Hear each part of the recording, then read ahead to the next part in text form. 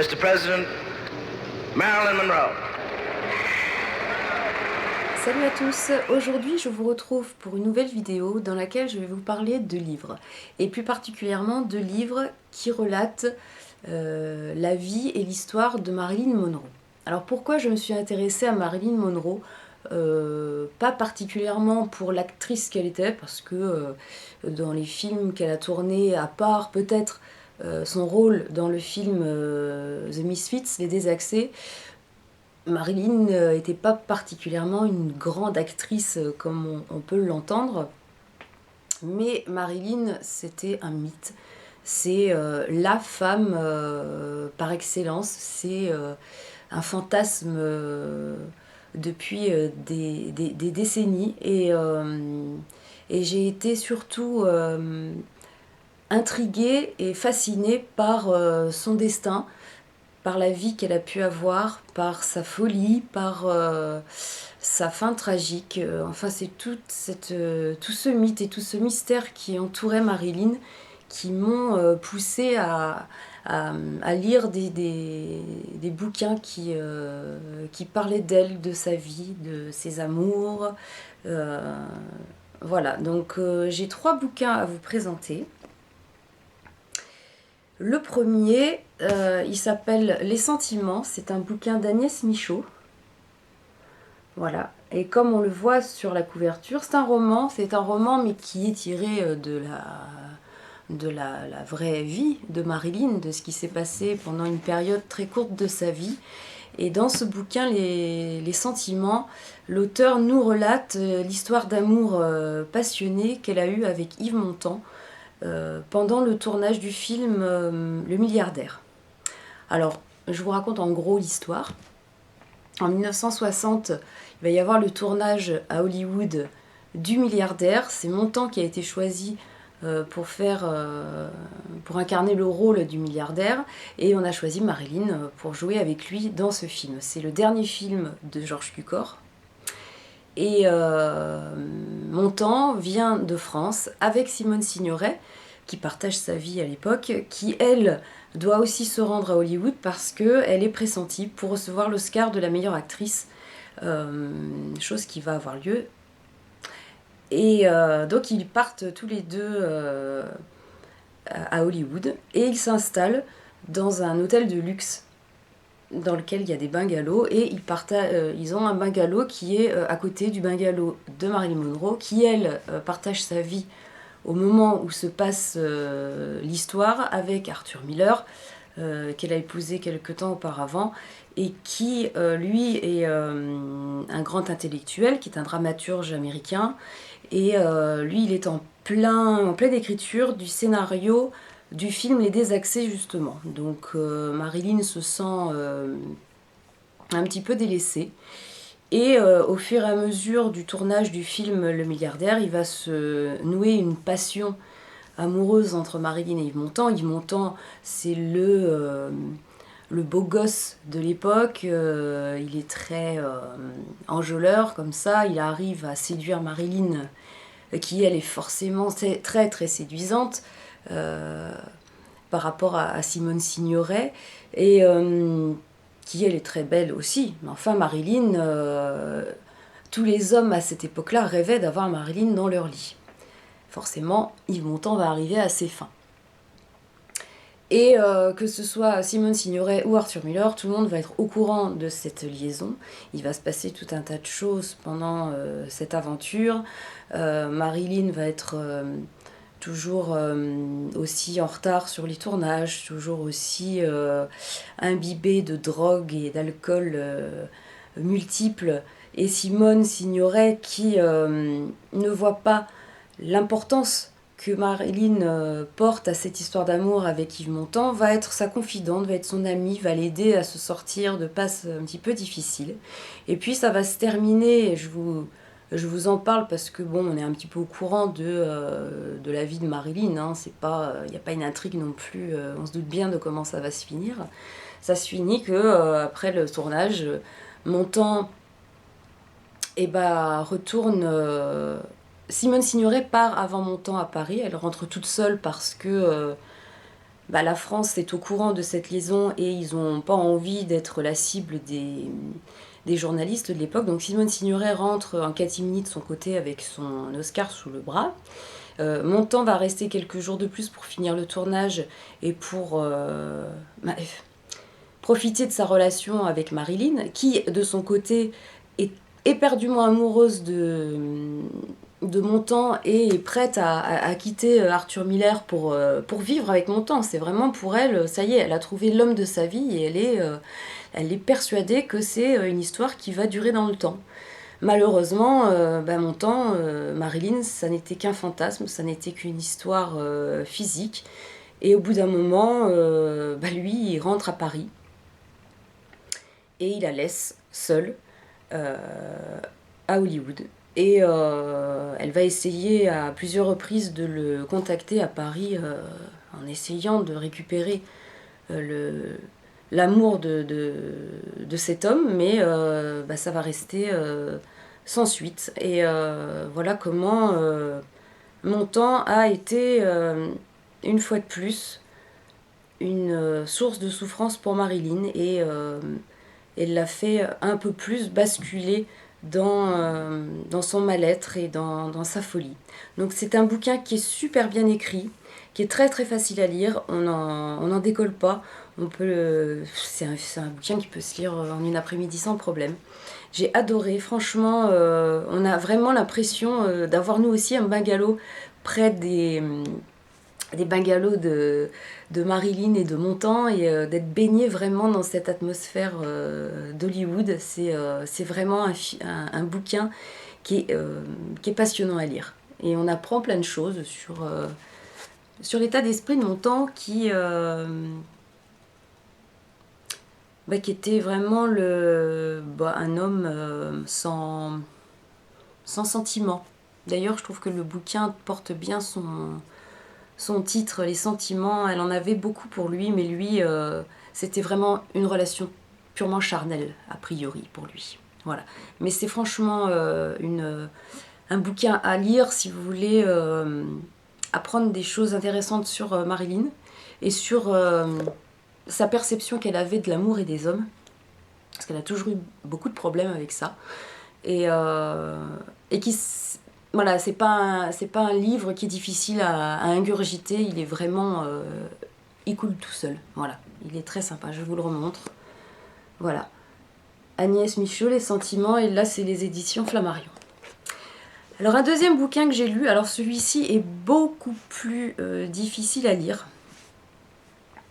mais peut-être beaucoup plus intéressant aussi pour bien cerner le profil psychologique de Marilyn. Alors, Marilyn, qui c'est Marilyn ? Marilyn, c'est une fille qui vient de la rue, qui a une enfance difficile, un père qui l'a abandonnée, une mère qui avait la même pathologie psychotique qu'elle et qui a été internée en asile psychiatrique quand elle était enfant. Donc elle a été baladée de famille d'accueil en famille d'accueil.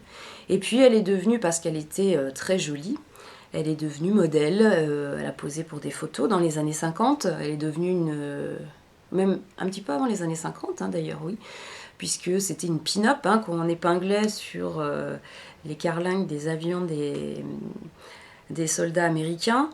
Elle a tourné dans quelques films, je dirais pas pornographiques, on va dire érotiques, et petit à petit, elle est devenue une starlette, et puis elle a réussi à percer dans le milieu du cinéma à Hollywood.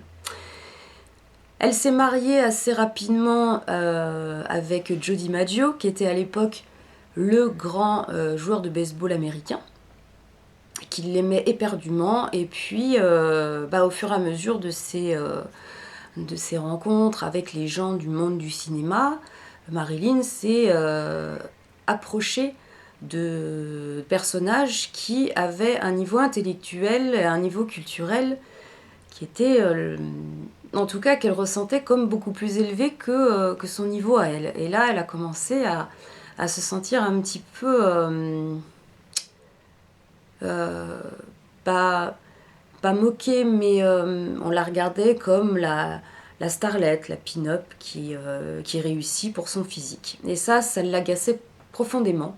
Et elle a essayé, en partant à New York, de prendre des cours. Elle s'est inscrite, elle a pris des cours à l'Actors Studio. Et puis elle a rencontré à New York Arthur Miller. Elle a divorcé de Joe DiMaggio, elle s'est mariée avec Arthur Miller. Et là, elle était vraiment, pour le coup, dans une sphère où se mélangeaient beaucoup d'intellectuels, et notamment des psychanalystes. Et elle a commencé à se passionner pour la psychanalyse et elle a commencé à se faire psychanalyser. Et elle a vu des tonnes et des tonnes de psychanalystes. C'était devenu une vraie drogue. À la fin de sa vie, Marilyn avait un psychanalyste attitré qui avait délaissé toute sa clientèle pour s'occuper d'elle exclusivement. D'ailleurs, ça lui a porté préjudice, même pour sa santé mentale à lui. Parce que soigner Marilyn Monroe, c'était un pari qui s'était donné, et a priori, c'était un pari perdu d'avance. Et donc, de toutes ces séances de psychanalyse jusqu'à la fin, il y a des écrits, il y a des enregistrements. Elle s'enregistrait elle-même quand elle était seule chez elle, où elle parlait de sa vie, elle parlait de tout ce qui lui passait par la tête. C'est un petit peu le but de la psychanalyse, hein. On raconte, voilà, on se laisse aller et on raconte sa vie. Et donc elle donnait ces enregistrements-là c'est Greenberg, je crois qu'il s'appelait son psychanalyste.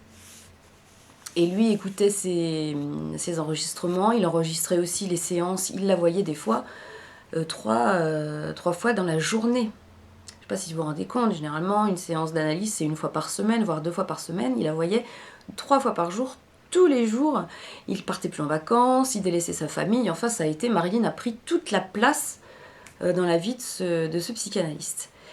Et il y a un auteur, Michel Schneider, qui est écrivain mais qui est aussi psychanalyste, qui a tiré de ces séances de psychanalyse entre Marilyn et ses divers psychanalystes un roman qui s'appelle Marilyn, dernière séance.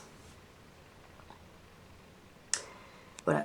Donc là, il est aux éditions Grasset.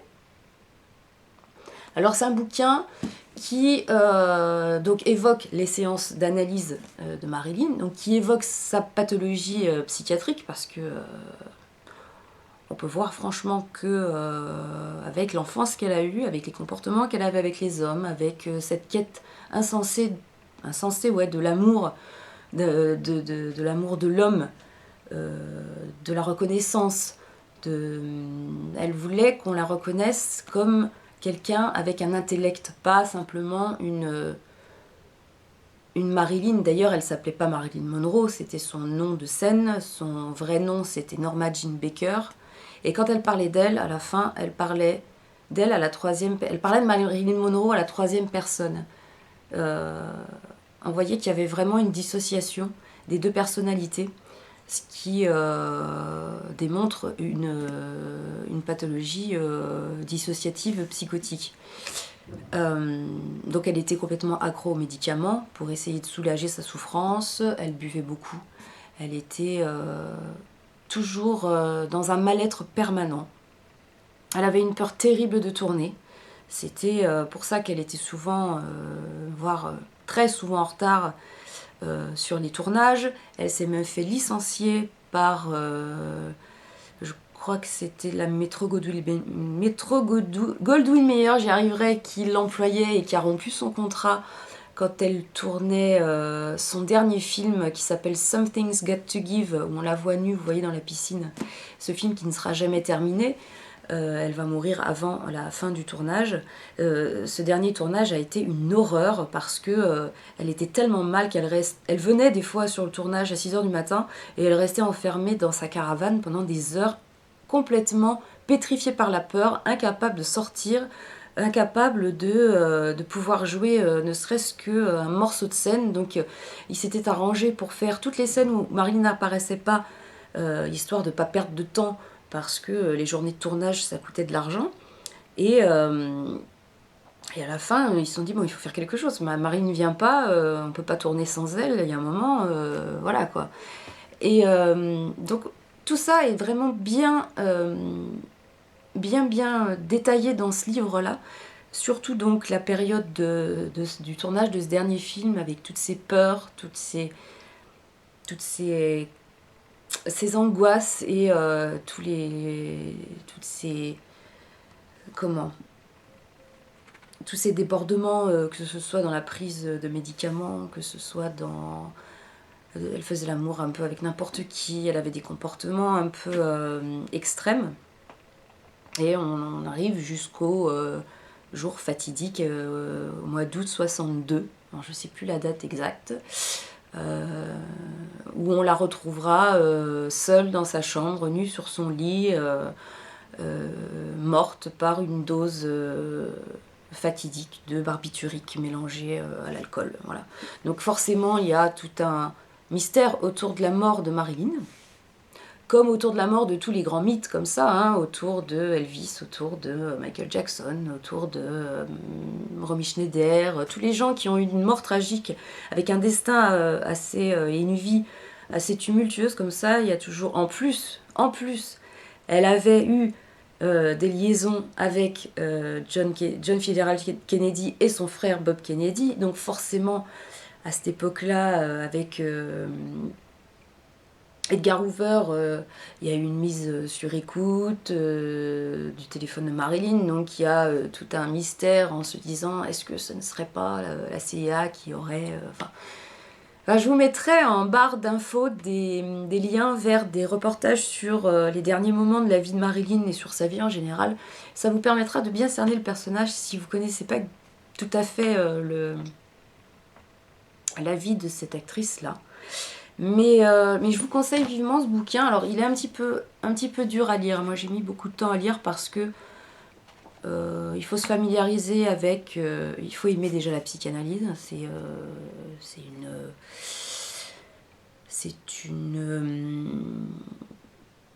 une discipline qui est assez particulière avec ses termes, avec...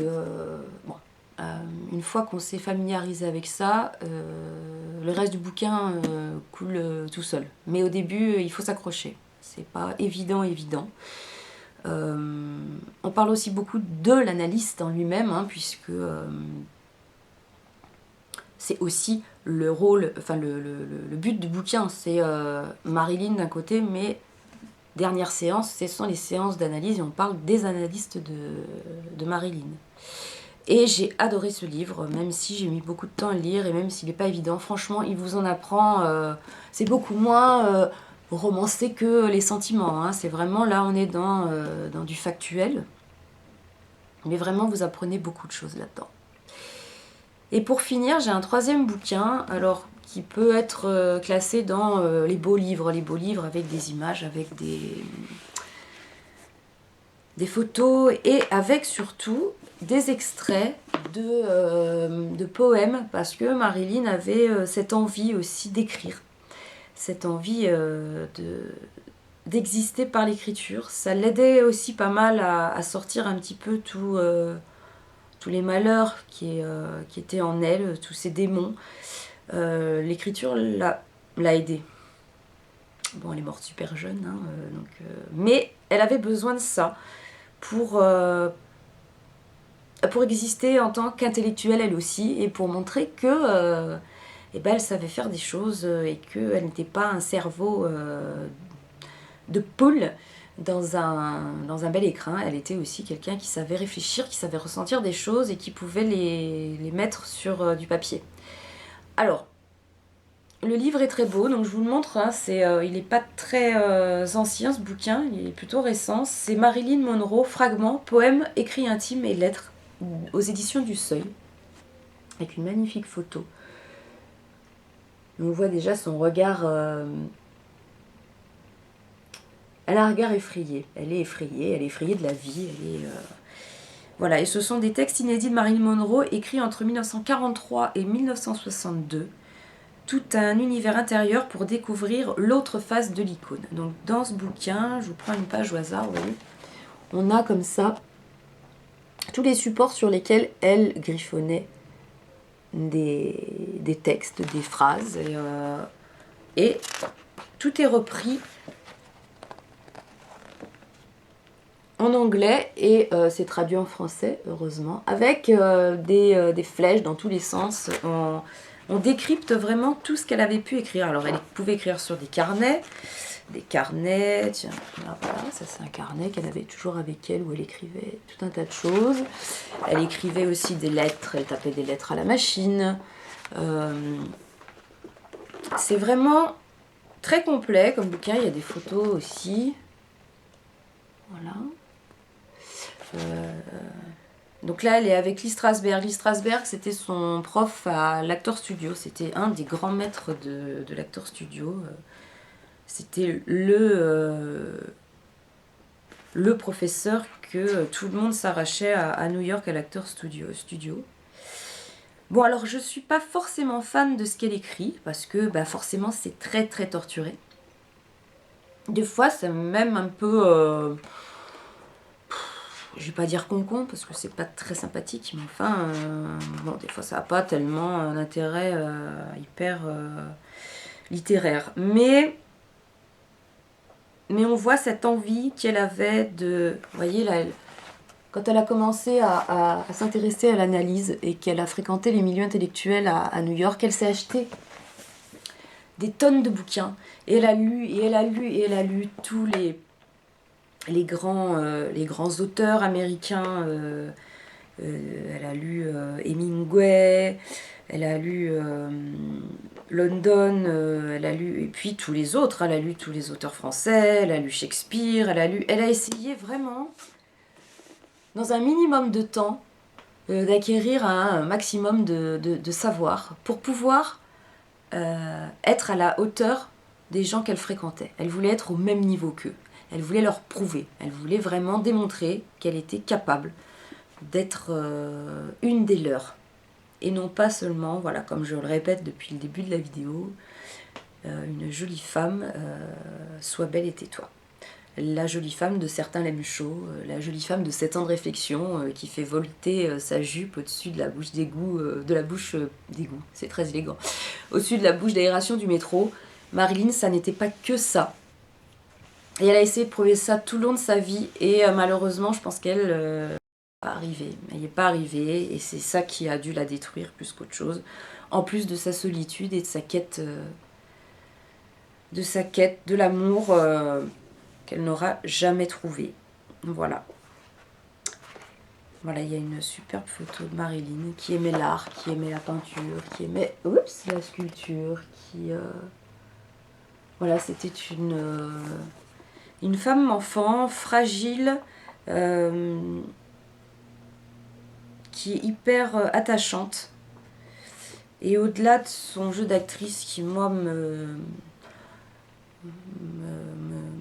me convainc pas, je suis admirative de cette femme. Je la trouve très touchante, je la trouve d'une beauté... elle était très artificielle, elle était hyper peroxydée, hyper maquillée, elle minaudait énormément, tout son jeu était très travaillé. Mais derrière ça, quand on voit certaines photos, on sent qu'il y a une innocence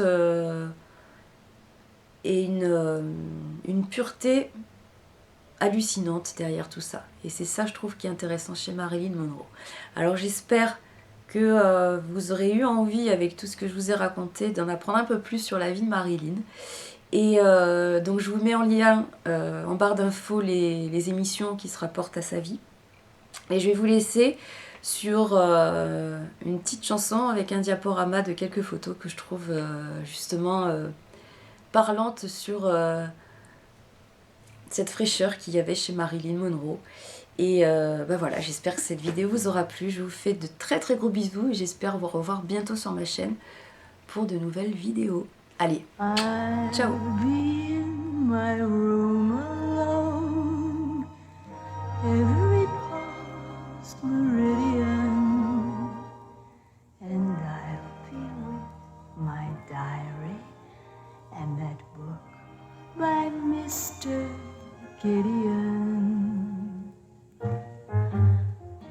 Bye bye, baby. Remember, you're my baby. When they give you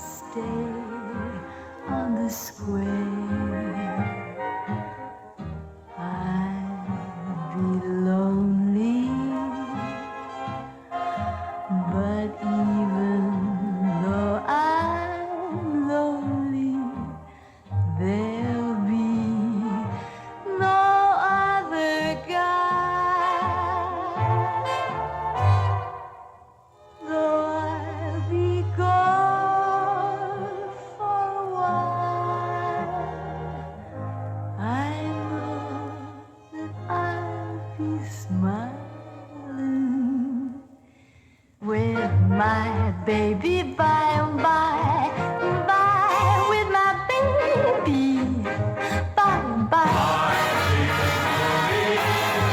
But send that rainbow to me, then mine. All ashore, last call, all ashore. Oh, you'll be gone for a while. I know that I'll be smiling with my baby by and by.